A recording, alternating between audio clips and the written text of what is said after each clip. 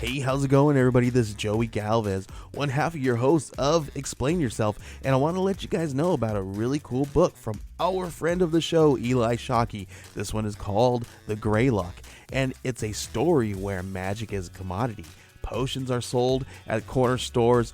Orcs and dwarves earn a living in cubicles, not on the battlefields. But there are those who resist the house's magic's laws. Branded a criminal and forced to live as a wand for hire, there is a spell slinger they call the Greylock.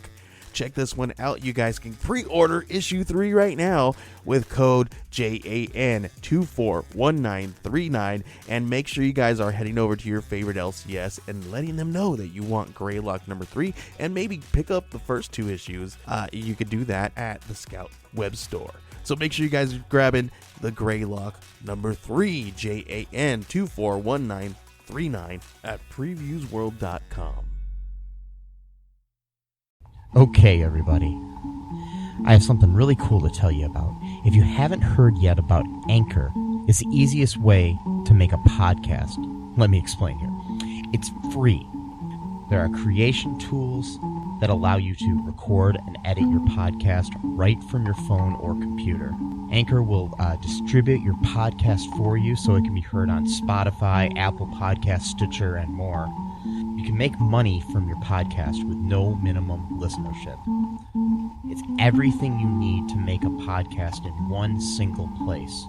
Now, the way that you can do this is you got to download the free Anchor app or go to anchor.fm, and then you can get started. It's really fun. We just switched over recently here at All Too Real 2, and I'm enjoying it so far. So be sure to check it out and let us know what you think.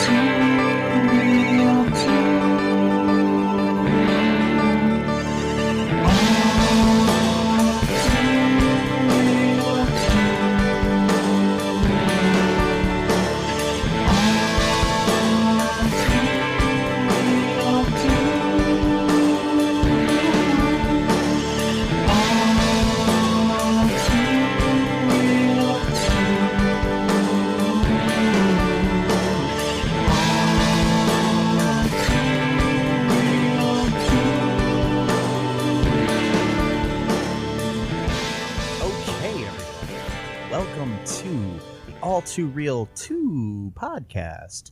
I am your host, Michael E. Cullen II, and with me, as always, is Matthew, the main man Haas. I like that nickname. The main man? Main man, I like that. Okay. Matt, the main man Haas. How you doing, Matt? Doing good. Doing good. So, we watched a movie this week. Yeah. And we're going to talk about it. It's a new thing for us. We don't really usually do that. That's pretty much all we do, though. Oh. well, this is a new movie for us to watch. Oh, yeah. Yeah. We watched another direct-to-video sequel. This one is called Cop and a Half, New Recruit. Or maybe just Cop and a Half, New Recruit. Yeah. So it's the sequel to the 1993 semi-popular crime comedy film Cop and a Half. The original, starred Burt Reynolds. This time around, we get La Bamba's Lou Diamond Phillips, Yep. who I'm a big fan of, actually, so that kind of made me want to see this movie. I don't know what it is about the guy, but There's something about him. he's got some charisma, that Yeah. dude. Yeah. La La La La Bamba. It's a great movie. It is, I love actually. that movie. We need to cover that for our other podcast Okay, sometime. sure. Yeah. Or Well, all La too Bamba- real. What, La Bamba 2? No, there's no La Bamba 2. Good. Yeah, I don't think there can be a 2 because he dies at Well, the end. that's what I was worried about. Like, what the plot's going to It's about the making of the movie La Bamba. Yeah. What And in it, I play Lou Diamond Phillips. It's weird. But, okay, so in this movie, which I'll give them one big thing up front, I don't remember the original that much. But from what I read and what I saw in the trailer for the Burt Reynolds Cop and a Half, this is a completely original story. Like, it's, I mean, you got the similar concept with a cop and then a kid that wants to be a cop. That's the only similarities. And there's, it's unlike other movies that we've done, like Sandlot 2 or Bigger, Fatter, Liar. They were basically the same plot again. Yeah. So with a few slight changes, not enough to make it worth watching the sequel. Whereas this one, I kind of enjoyed it. I know you didn't enjoy it as much as me, Matthew, but Matthew, the main man, Haas. But I kind of enjoyed this one. I mean, it had some really questionable CGI in it, and some of the acting was a little lame. But I will tell you this: the police in this movie were more believable than the police in Kindergarten Cop 2. Really? I liked Kindergarten Cop 2, but the boss in that one, I mean, I think that the FBI agents were okay, like, Bill Bellamy's character and Dolph Lundgren's character in that movie. But their boss was like a caricature of a caricature. Yeah, I know. Whereas in this one, you actually have some kind of slightly grounded boss characters and other things like that. So it's like, there is a little bit over the top in a lot of things, but I actually believe Lou Diamond Phillips is a cop. I believe the little girl, Karina Foley, played by Lulu Wilson, is her name. She's actually, I guess, an up-and-coming actress. She's going to be in, like, some upcoming horror films and stuff like that. She's supposed to be a pretty good actress, and she wasn't too bad in this movie. She's a little over the top here and there, but yeah, can't blame her necessarily as much as the director and the writing. But, okay, so what's the plot here, Matt?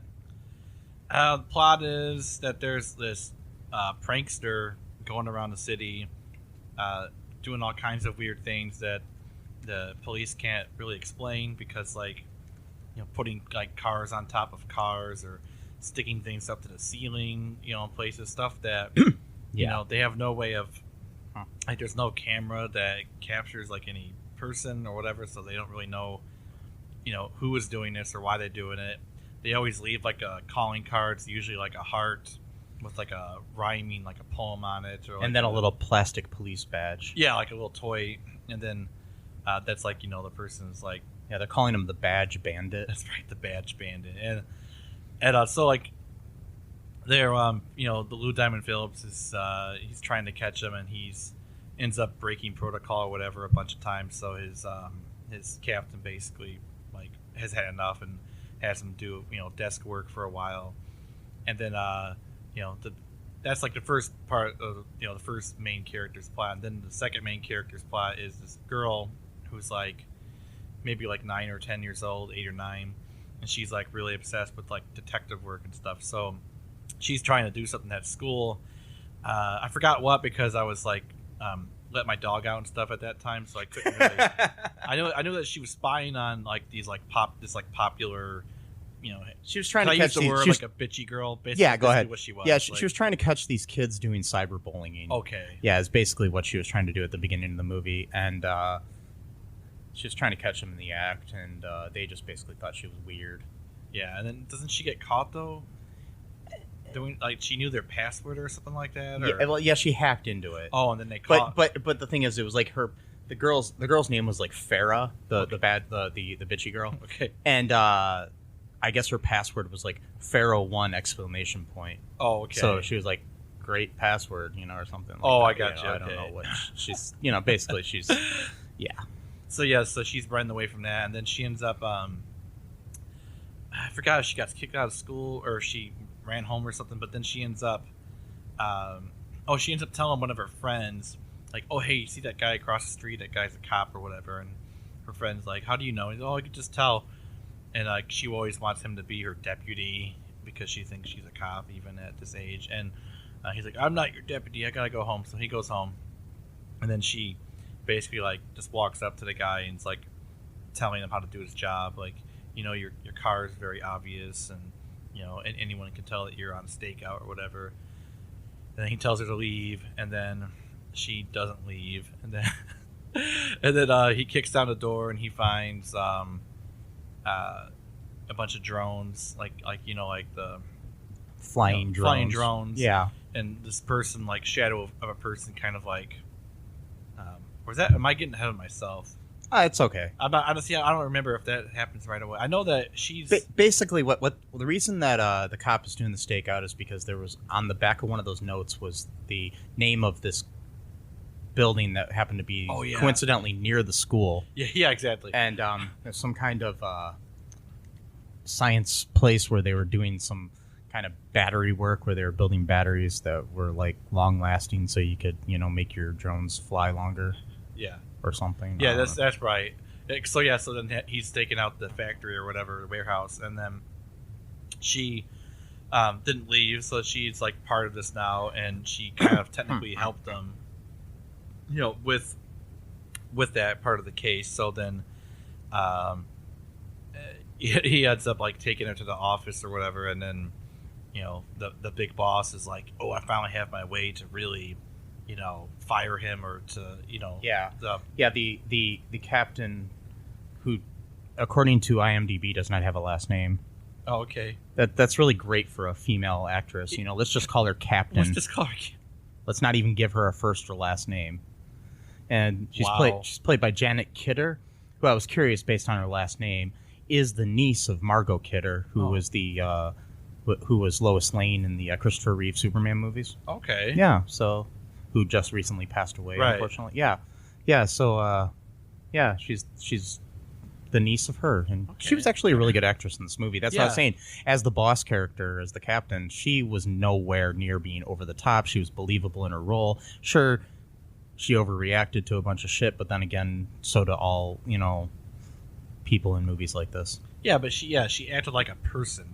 Yeah, not like a cartoon. The guy from the captain from the Kindergarten Cop. Like you said, he was like a caricature of a caricature. Like the whole I'm just gonna scream all my lines you for no reason. Protocol. You're gonna do desk work for the rest of your life, and it's like, okay, we get it. You're like the hard ass captain, but she still conveyed that without doing that. Well, you know what I mean? She was the she conveyed authority without being an asshole. Yeah, which was good. Interesting, yeah. Yeah. It's kind of like, sad that she, almost wasted that role on such a cheesy movie. But, hey, you got to treat every role like it's, your last role, I guess. So that way you do a top-notch job no matter what. So, not making fun of the movie. I'm just saying it's like a low-budgety kind of like cheesy kind of, with the CGI graphics were terrible. Well, she did have a recurring role, which I was trying to figure out where I knew her from. Mm-hmm. She had a recurring role as Ruve Adams in the TV series Arrow, who was kind of a villainous character, and she was amazing in that show. But she was in like 7 episodes of that show, so and she got to shine in that, a little bit, which was good. That's where I wasn't sure where I knew her from, but she's been in a lot of things, like a lot of things produced in Canada because she's Canadian. Okay, so makes sense. And Arrow's produced in Canada, and she was in the X-Files, which was produced there. She's Grace Point, which was there. A lot of things. Supernatural, which is produced in Canada. Created by somebody from Sylvania, though. Sylvania, Ohio, which is near where we're recording this right now. The studio is located in Toledo, Ohio. And he went to South through high school, and I went to North through high school. Yes. So that's pretty cool, to have fun. So where will we after this then? What happens in the? Well, he's basically like being punished for involving a child at one of his. Well, for one thing, he wasn't even supposed to be doing a stakeout. He was he was supposed to be on desk duty. So he was already going against authority for that alone, and then involved a child, against his will because he told her to leave, but still he still involved the child. And then I was getting the impression for a while that like she didn't really have like parents at home a lot, because like she was always like, every time he asked her like where are your parents or whatever, she'd always kind of like change the subject. So I was like, felt kind of sorry, like, oh, maybe her parents are always working or whatever type I think thing. we had already seen her mom in that one scene though prior to that. Oh, well, the scene where she feeds her dog. Was that? Oh, maybe that's right. That's right. She said, "Mom, I'm okay." Well, yeah. I guess I missed that or wasn't paying attention. But he's for most of the movie, he's pretty much trying to dissuade her from getting involved in his cases because it's dangerous and it's not for kids. And she just keeps doing what she's gonna do. He's very stubborn like that. So he kind of gives her like little jobs to do like that really won't jeopardize her safety or whatever. But he ends up taking her home one of these days, and that's where he meets her mom. And there's kind of like this little interesting thing. You thought that maybe there'd be like a spark between them, which there kind of was, but didn't really go anywhere. It kind of did, but not really. It's just kind of I mean, if there's ever a sequel, maybe it'll go into that. Yeah, Cop and a Half, new officer. No, I don't know. And trying to think, she's 18 now, so she just like rushed into the. She becomes a cop and at 18. Do cops even come? I don't know. I never looked into that, so I don't know. I think that might be a little bit. You might be like at least 19, whatever. Anyway, so I don't know anything about that life, but she. See, I'm trying to remember because there's a lot of this movie. Kind of was like slow going for a while, and then it kind of picked up like at the last half hour. So it did. There wasn't a whole lot that actually happened in the movie. It was pretty much them going to different things and somehow the kid would show up. Throughout the thing, she would periodically complain about the cop who is in the movie named Simmons, Detective Simmons. Lou Diamond Phillips' character. She kept complaining about his eating habits and his health and stuff like that, and tried to get him to drink smoothies and weird shit like that. And I was like, why does she care so much about his health? Well, I think she just basically kind of likes him, and the fact that her dad was a cop and he died, right? So she doesn't want this guy to die, I guess. And that's where I thought that they're gonna set up the mom with him. Yeah. And it kind of didn't pay off, really. I mean, I guess, it's kind of implied that maybe they're going to start dating. In a way, though, I guess it might be kind of a good thing because she already has a prior relationship with this guy than her mom does. Just kind of messed up. You think about it, that she knows the guy longer than her mom does. And but that happens a lot in movies. I know, but they've already developed like a certain kind of relationship. But so then him being like a stepdad would be kind of a weird. Well, I don't know if it would be because she was kind of adopting him as a father figure in a way. I know, but even though she was acting kind of motherly towards him in a way too, even though she was the kid. Yeah, but kind of weird. See, that's the whole. But yeah, I guess she was. I saw this one. I watched a part of it and then. I don't remember what it was. There was some kind of review that I was watching on YouTube about it, and then I was getting tired.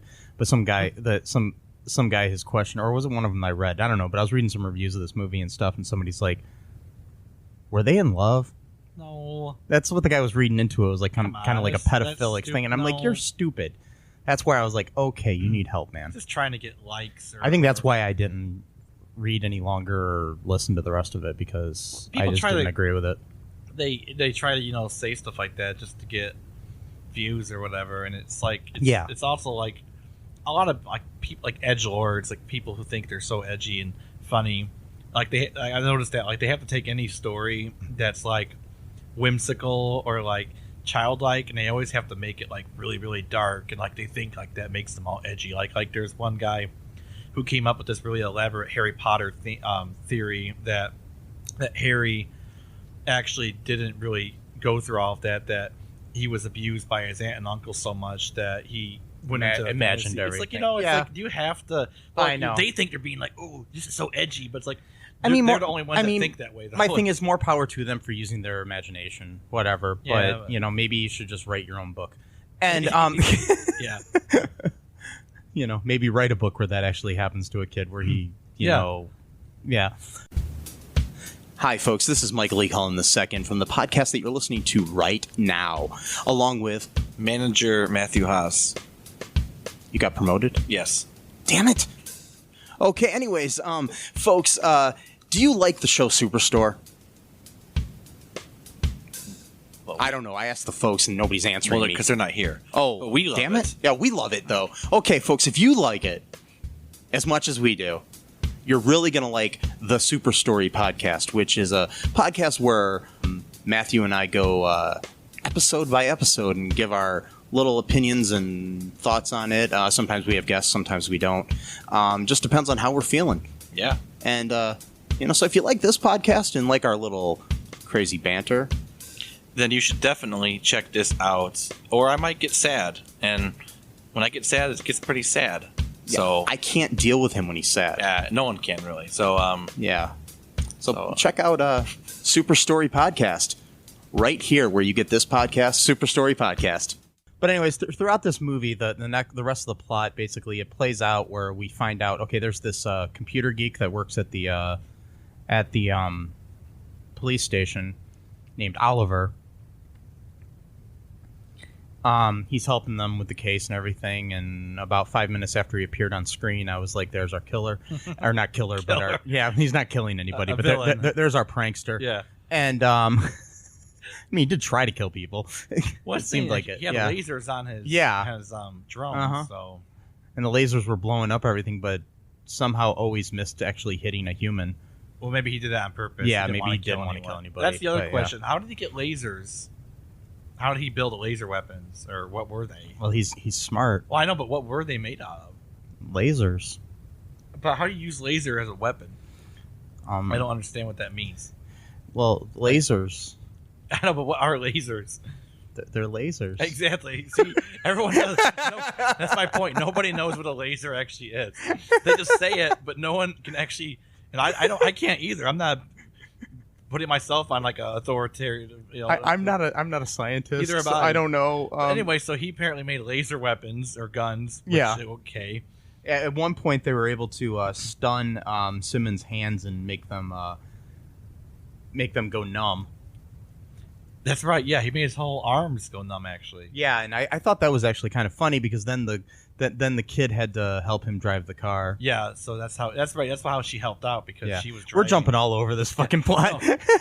That's how she first got involved. That he got shot by the laser gun. Yeah. The Qzar gun. But that wasn't where she first got involved. That was like when she was just showing up and That's helping. right. Yeah, Okay. that was one of the many times That she was just one of the many- inserted herself into the case. Like she just knew. Well, she knew because she took her dog's bracelet that tracked where her dog was. It was called Here Girl. Was the name of the product.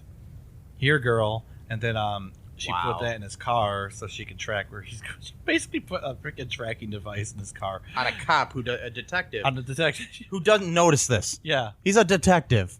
I don't know. Well, it was implied that he was kind of like not taking his job very seriously Yeah. at that point. Well, I mean, he was, but in some ways, Yeah. not.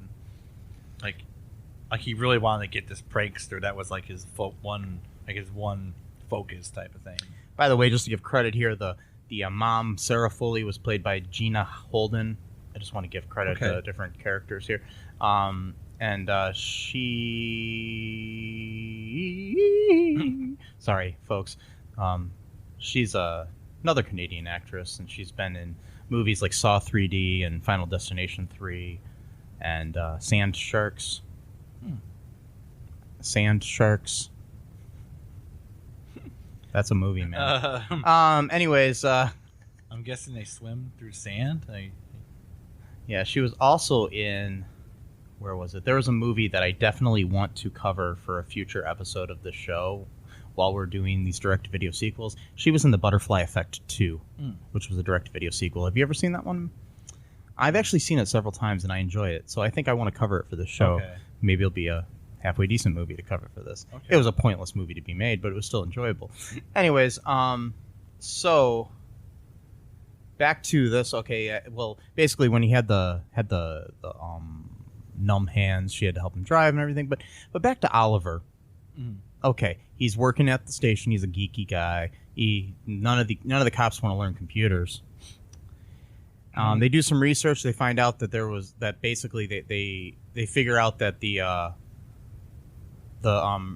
bandit is this guy named Dewey, who was a recruit at the police force.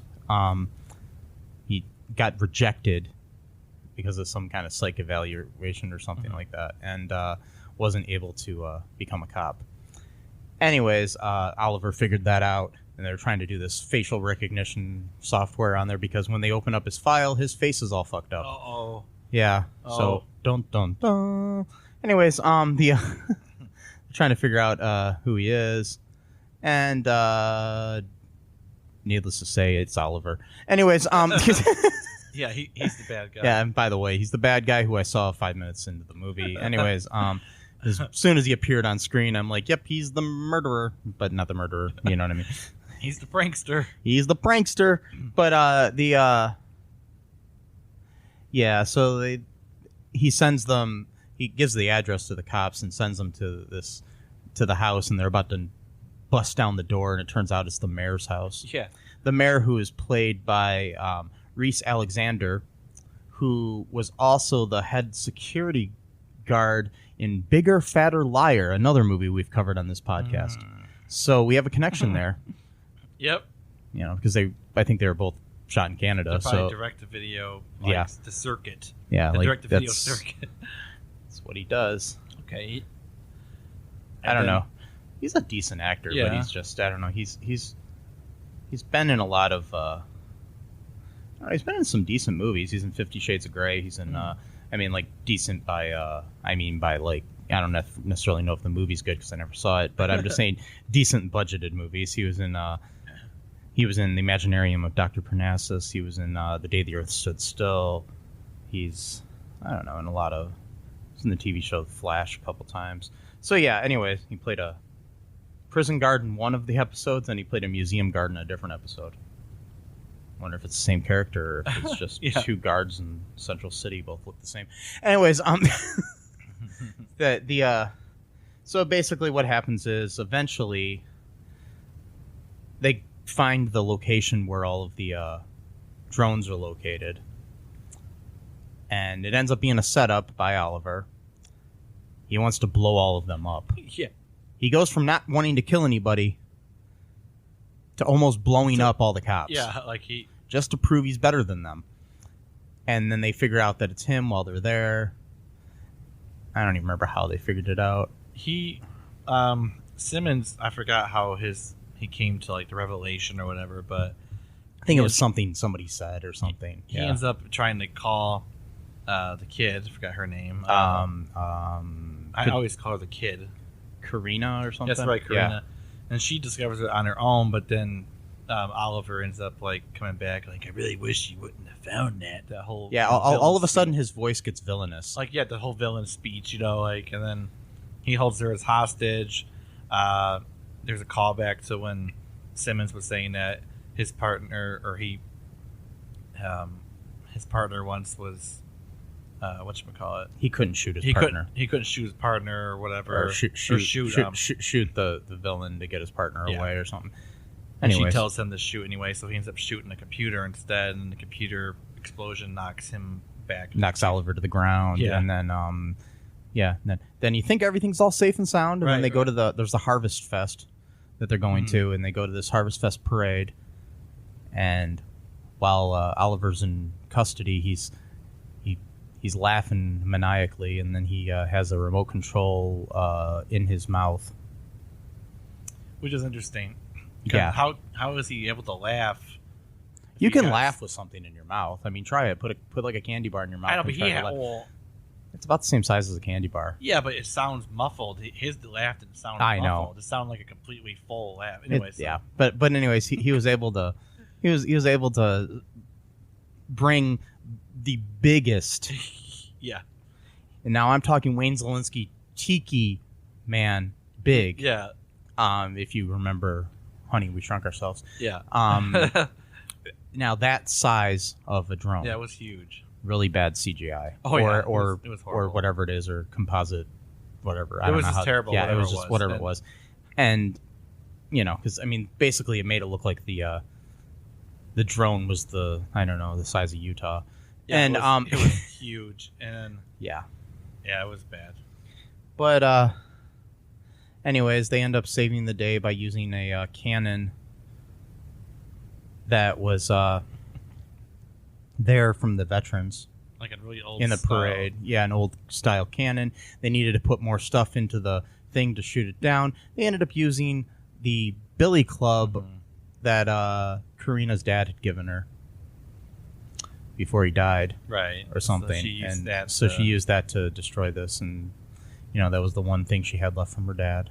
So it was all touching, and I wanted to cry. I felt sad. I'm like, really? There's nothing left. God damn My it. thing is like there were like trees around there and other they things. could've- You could have put Well, other they stuff were in. like in the heat of the moment. They're trying to They figure out could what to have do. done and something, Oh. but I don't know. Anyways, for the movie, it helped. So then they saved the day and everybody's happy. except for Oliver. Yeah, because he was Oliver's in jail. now he his one last chance to. And I don't know if I was happy after watching the movie or not. I was kind of. thought you mean, liked it. I You said liked you- it, but it was like I don't know. I didn't like it that much. To be Yeah, honest. I mean, it was could've- okay. It was better than I expected. Maybe that's what the problem was. Is I liked it because it was better than I expected. Yeah. Like I was expecting it to really, really, really suck. Yeah, And it only kind of sucked. I mean, it was okay. Yeah, Like, I mean, it is what it is. I mean, it's a good movie for kids. I'd recommend it to a kid, Yeah, like it's for a not parent lot of- to watch it. There's not a lot of bad words in it or anything like that. Yeah, I mean, it's a good and like I said before, what it reminded me of is a middle of the road Disney movie from the '90s, but shot in the 2017-18 era. Yeah. Yeah, with better technology, basically, like drones.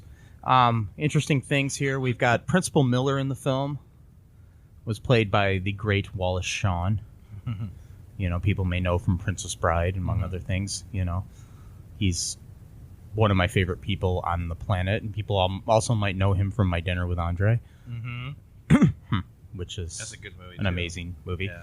Yeah. If you have not seen that, go like stream it or rent it or whatever the kids are doing these days. Just watch it. Yeah, watch it somehow. For a while, it Yeah. was free on YouTube. Yeah, Someone just uploaded it. I don't the know whole if movie. it's- Yeah, it might be. Yeah, but it's one of the most amazing, simple, subtle movies where it's just two guys talking for like 2 hours. That's all it is. But it's so engrossing. Yeah.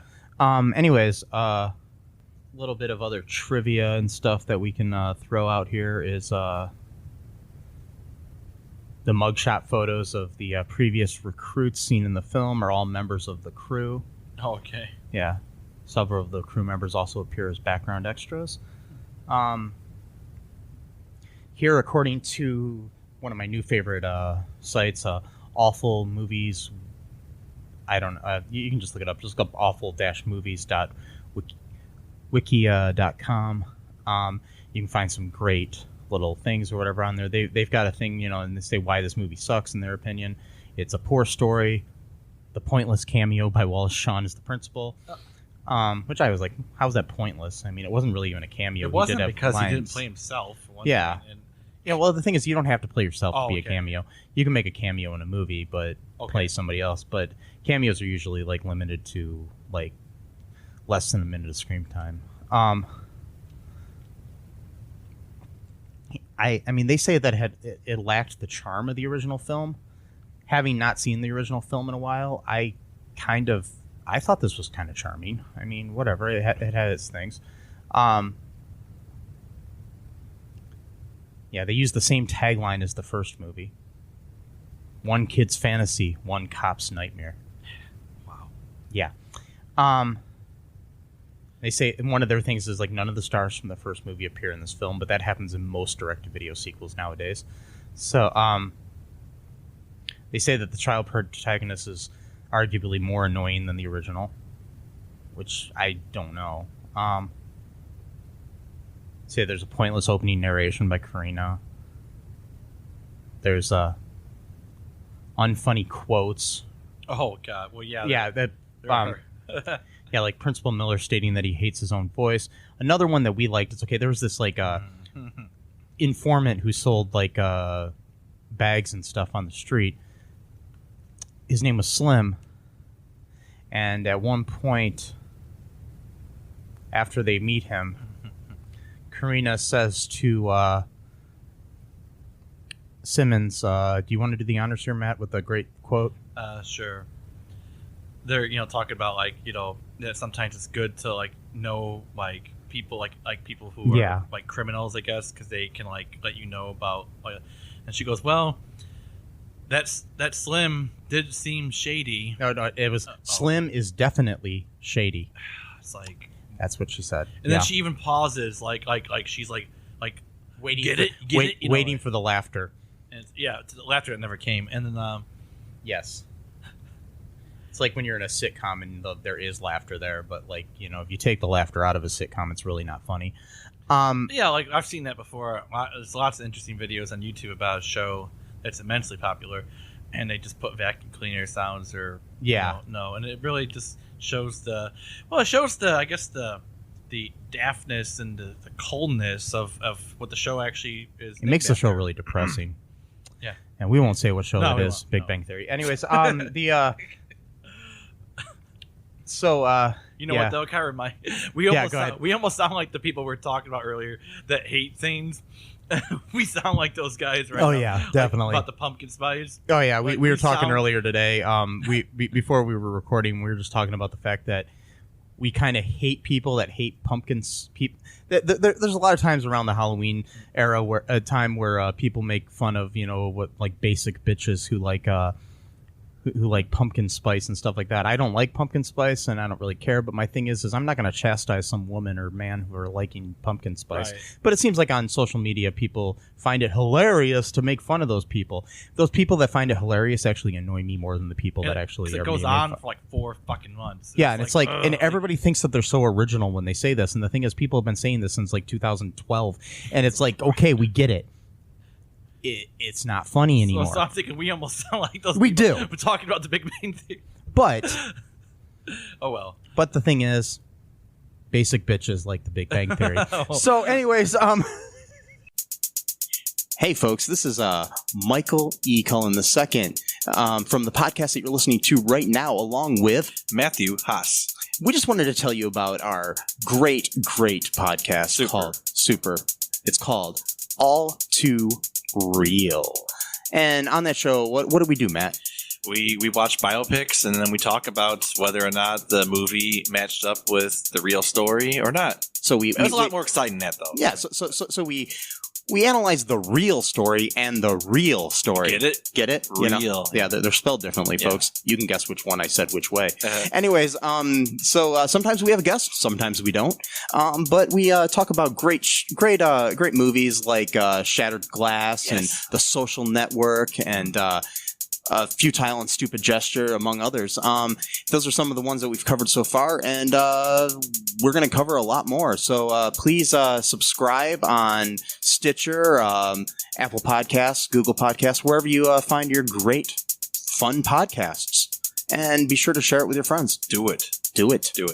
And make sure you're not afraid to get all too real. Bye-bye. A respectable minister takes charge and leads head-on. Minister Dobble Trike may be the foremost politician of textiles. As a minister, I have the utmost sensitivity to these situations, and if anyone's sensibilities were harmed, I would have sensed it. But his petty ambitions will almost certainly lead us to unknown danger. How dare you, sir! Unknown danger has its potential for profit. It's exotic. You can hear Minister Trike and his antics in the radio comedy Magus Elgar. Visit MagusElgar.com to download your copy today. I'm just joking. Okay. If you like that show, more power to you. Yeah. Whatever makes you happy. Yeah. Chuck Lorre is a great writer. He wrote he the theme song to Teenage Mutant Ninja Turtles cartoon.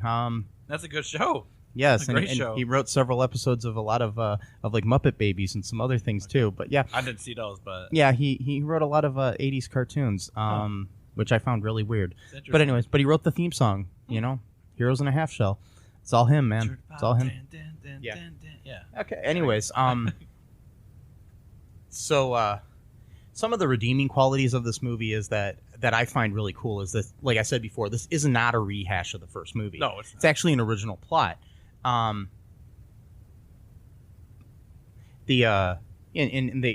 according to the awful movie Wikia, they say the idea of having an evil cop in the film was, or whatever you want to call him, a guy that works with the police, was pretty creative, which wasn't part of the first movie, obviously. And it's funny because earlier they say that Karina might be more annoying, but then they say that Karina isn't as rude as Devon is in the first movie. Or Devon or Devon, whatever he is. I can't remember. I don't remember. Yeah, I don't remember it either. I thought that he wasn't that rude. I thought it was like Burt Reynolds was the one that was like rude to him because he didn't want to have to like take care of him basically. Like, and they say that Simmons is a cool cop. They say that the drones were an interesting tactic that our villain used. They were interesting, bad CGI, but interesting. Yeah. And then they said that they thought that Lulu Wilson was a good actress. She was decent as Karina. Yeah, and like I said, I mean, I would recommend this to like kids and stuff like that. I'd like to. I mean, one thing I'd like to hear, if you want to, if you want to email us at all2real2@gmail.com, I would really like to hear what this or any of our previous episodes, like what our fans are, or if anybody that's listening to our show. I'm going to call you a fan, even if you're not. If you're just listening to the show, you're automatically a fan. Okay. Yeah, so yeah, I hate to break it to you. live with it. Yeah. Anyways, you just email us, let us know what you thought of the show. I mean, not our show, but our thought of this movie. I mean, just let us know if you would recommend it to anybody. What about you, Matt? Would you recommend it? Yeah, I think to like some kids. Yeah. Or like even like teachers, like when they show a movie sometimes. Oh yeah, like when you have that free period in class or something. This would be a safe movie to show, I think. Yeah, it'd be great. It'd be better than the fact that when I was in grade school, 2 different years in a row, we watched Mac and Me. 2 years in a row. Not just once. Not just once did we have to see the generic E.T. movie. We had to see it 2 years in a row. Mac and Me, wow. Have you ever seen Mac and Me? I don't. I probably when I was a kid. Is Paul Rudd in that? I've heard that he's in that. No, he's not. Oh, that was a joke. That's a joke that Conan does all the time. And he would always instead of showing a clip from one of Paul's movies, he'll show this clip from Mac and Me. Mac and Me, I mean, it has a. I used to used to like the movie a little bit when I was younger, but it's such a rip off of E.T. It's not funny. Yeah. And but anyways, that's for another show. Some other time we may watch Mac and Me and talk about it. It'd be fun. Every time I even hear of Mac and Me, I literally think of mac and cheese because in Friends, Joey was in the show. Oh yeah, mac and cheese. So, but it's actually if I even hear the phrase mac and me, I literally get hungry for mac and cheese. It's like, well, if you watch the movie, you may get hungry for McDonald's because it's pretty much sponsored by McDonald's. It seems like that. I mean, even the movie's called Mac, and when there's a whole dance sequence in a McDonald's and a birthday party and stuff too. It's Ronald McDonald appears in the movie. Oh my god. Yeah, so it's one great advertisement, man. Yeah, kind of like the Wizard. Oh yeah, the Wizard with Fred Savage like and Nintendo. Pretty much, it was like just a commercial for Nintendo. And, yeah, Fred Savage and the beautiful Jenny Lewis. Oh yeah. Yeah, Jenny Lewis. I don't know. She was in she was in Rilo the band. Oh, Rilo Kiley? Yeah. Oh, it's her? She's the lead singer of that band. Okay. Yeah, and cool. I just blanked on their name all of a sudden. I'm like, they're one of my favorite bands of all time, really and I just blanked on them. Yeah, but no, she was the lead singer in that, and she's got her own, solo stuff and everything. If you have not checked her out, just look up Jenny Lewis, and I mean, she's beautiful too. Oh man. I don't even remember a girl in the movie. In The Wizard? No. Yeah, it's like the main girl in the. She's on the poster and everything. Oh, okay. Yeah, it's Jenny Lewis back when she was an actress because she was a child actress growing up. She was in other movies like Troop Beverly Hills and stuff like that. And she was on some episodes of Golden Girls, and she was on the TV show Brooklyn Bridge, which was an amazing show too. But anyways, yeah, you can tell a little bit. I kind of have a crush on her. That's fine. She was one of my first crushes as a kid, and I still think she's amazing. Anyways, so yeah, Jenny Lewis, if you're listening to this podcast, I'd be more than happy to interview you for this. I'm not really creepy, I swear. No, he's not. Thanks, Matt. Thanks for the vote of confidence. You're welcome. Yeah, just because I know things, but you know what? I'm so uncreepy that I forgot the name of your band. Yeah. Am I helping at all here, Matt? No, I mean, yeah, you're okay. You're not helping, but you're not hurting either. Oh, okay, good. So it's not really. I mean, you're just filling space and time. I just don't want to get a restraining order. No, I mean, I filed doubt- against no. me from You're not like Jenny that Lewis dude. or something. Yeah. You're not like that dude who was had a restraining order filed against him, who was a huge fan of Tiffany, the musician. Oh, really? He was this. They actually made a documentary about this two like super fans of the singer actress or whatever Tiffany. Yeah. and one of them was a guy who was had Asperger's, and the only reason why I say that is because that's kind of like one of the main things that's mentioned in the documentary. It's like his syndrome, like he became like super obsessed with her. Yeah. And for some reason, he had the idea to come to her shows, one of her shows, like in the late '80s. And in his mind, he was doing this as like a gift, like a show of his appreciation. And he brought a samurai sword to the concert, and he was going to present it to her as a gift. Oh, wow. Out of respect. Guy's not Asian, not of any Japanese descent, or neither is she, as far as I know. So, if understandably, the police, weren't sure of his intentions, because he goes, "Oh well, in traditional Japanese culture, it's a sign of respect to give someone a sword." It's like, yeah, but we're not living in traditional Japanese culture, so, and neither of you have any of like heritage of that, and you're not really practicing of that heritage, so it's kind of, no one would really assume that that's why you're bringing a sword to a concert, dude. Anyway, so you're not like that, dude. So and she had to put a restraining order against him because she thought that he was gonna like try to cut her head off or something like that. It makes sense. But in his mind, he's like, no, I'm just gonna give her a sword. It's like, when you say give her a sword, you mean, no, I mean like I was actually gonna give her a sword. Yeah, and by that, no, I mean like, yeah, literally present just her, give it to her as a gift. Well, so he tried that. They confiscated the sword, I guess. And, Well, yeah. and but yeah, he That I understand. I've so never you're not like that. No. See, I've never even been to one of her No, concerts. you're not. So you're not. Don't have to worry. And he go to like every one of her concerts for a while. And but with that said, Tiffany, if you'd like to be on our show yeah, if too, you like that. and we're not like that guy either in that show. No, you could be on our show, or if you'd like to, talk to us over the phone She or still something. plays. She still. Oh does yeah, I know concerts. she's still popular, and but more importantly, Jenny Lewis, if you'd like to be on the show.